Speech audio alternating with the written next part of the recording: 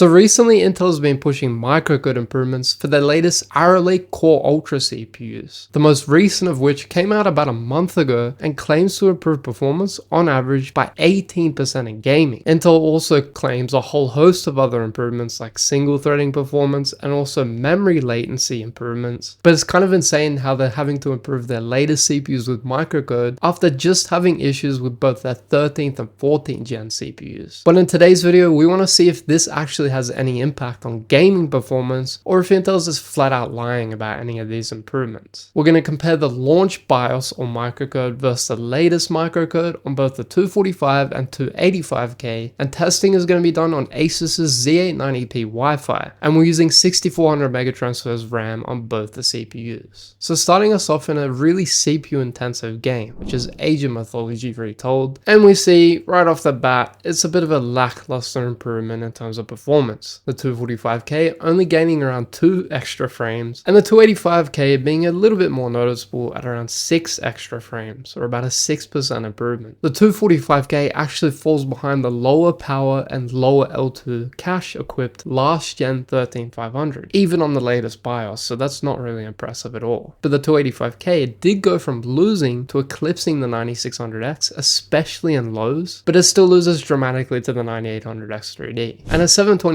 well, the improvement is a lot more lackluster. The 245K actually regressing slightly in FPS by less than 1%, and the 285K gaining around 3 extra frames. That said, lows were slightly better on the 245K, but it still loses to the 13500, so that's not really impressive. The 285K though does continue to beat the 9600X. At Black Ops 6 at 1080, the improvements are a little disappointing, at least for the 245K. We got about less than 1 frame more performance on the new BIOS, but the 285K on the other hand got about a 19% improvement, which is actually noticeable. But weirdly, the 285K on the launch BIOS actually performed worse than the 245K. Now they're both performing about the same, but the 245K this time does improve over the 13500's lows, so that's good. At least. At 720p, the same can be said. The 245K continues to regress in performance slightly, while the 285K got a much more meaningful uplift by around 11%. Originally, the 285K only just beat the 9600X in lows, and now it beats it in averages, and brings it quite close to the 9800X 3D in lows, which is pretty good at least. Far Cry 6 at 1080 is disappointing for both the CPUs, seeing no real improvement on both the 245K or 285K.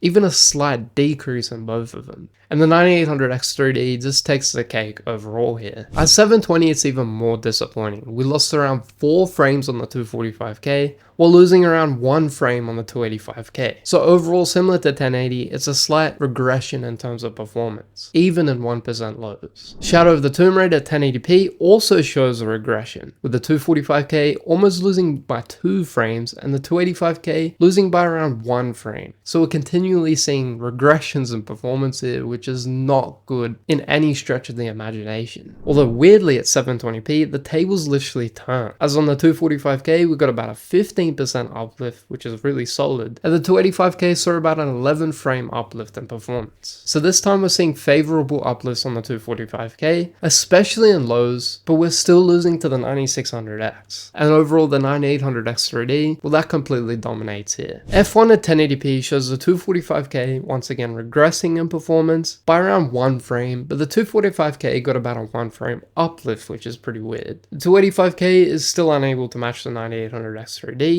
even in lows, and the 245K also regresses in lows as well as average frame rate. At 720p, the 245K once again regresses in frame rate by around 8 frames, and the 285K gains around 2 FPS. So overall, pretty disappointing results for these two CPUs, and the 285K is still even struggling against the 9600X in averages, while slightly outperforming it in lows. So literally trading blows with a mid-range 9600X, which is really disappointing. Rainbow Six Siege at 1080p shows more meaningful gains here, with the 245K gaining around 3 FPS and the 285K gaining about 5 FPS. The 285K is also slightly more consistent and is a much better uplift in terms of lows or consistency compared to the 245K. And overall, the 245K barely moves the needle at all. At 720p, the 245K only sees a 1 FPS uplift, while the 285K enjoys a 12 FPS uplift. So much like at 1080p, we're only seeing a pretty marginal increase on the 245K, while the 285K enjoys a much more noticeable improvement in frame rate. In Counter-Strike 2 at 1080p, which is our last game that we're testing, we got much more noticeable gains on either CPU, with the 245K gaining around 32 FPS or about a 6% uplift, and the 285K enjoying around also a 6% uplift, around 35 extra frames. At 720p, the gains are a bit more favorable on the 285K,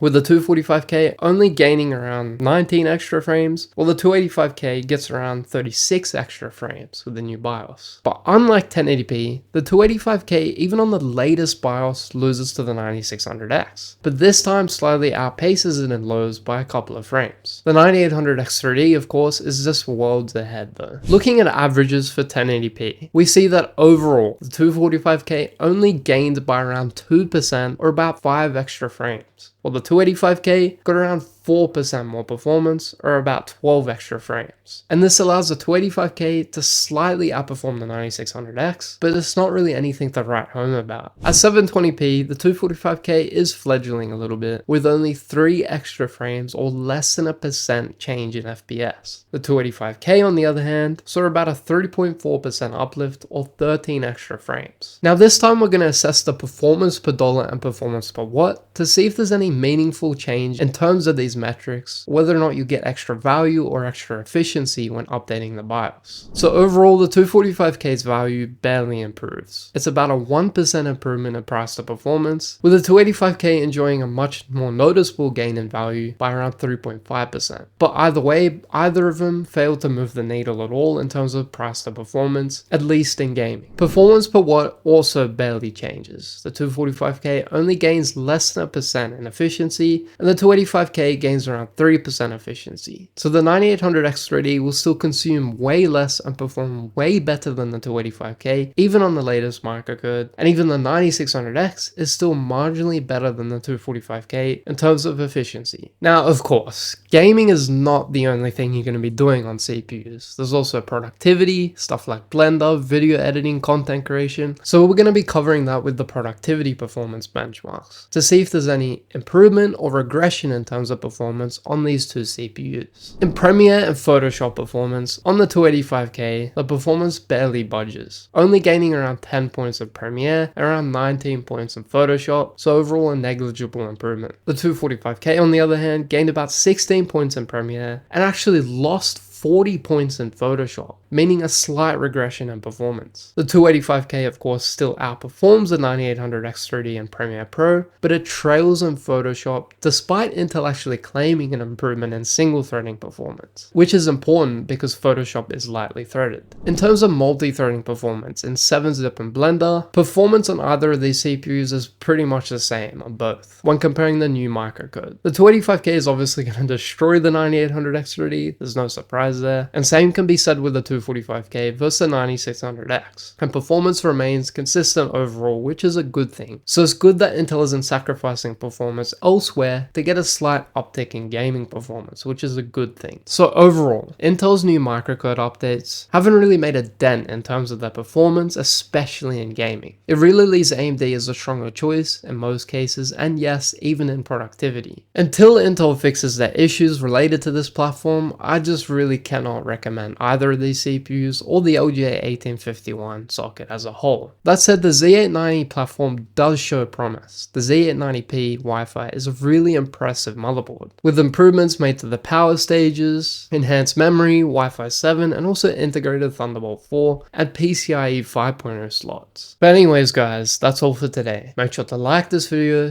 get subscribed, and make sure to hit that notification bell as well. Also make sure to check this video up on the screen right now.